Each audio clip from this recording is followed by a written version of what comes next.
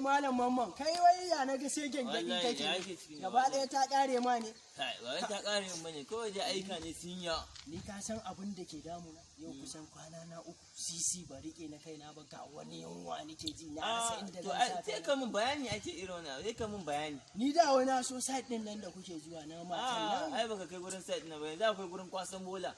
ana neman masu kwasan bola ne yanda na cire su a guna haba duk inda na shiga za ka ga ana magana na amma wai ka zo kana haɗa ni da kwasan bola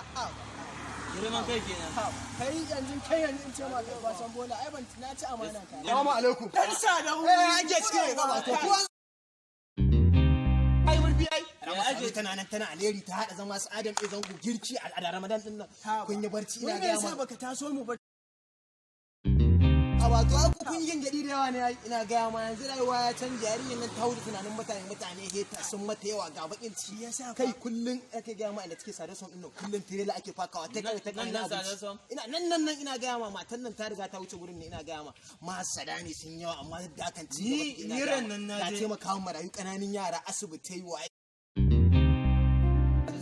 ni ranar na je wucewa ta gurin naga ana ta raba mu kaya ka to ni dauka irin mutane da ta sani ne ko irin banda mutane so har wanda ba sani ba alheri take ita kowa tana yin wa kowa mai take ina ga mata wai kuma ka san wani abu sai ka ga wasu mutane da naga ke zuwa wajen nan wajen nan ana buga mota wallahi talla ku fadin sarau ne ko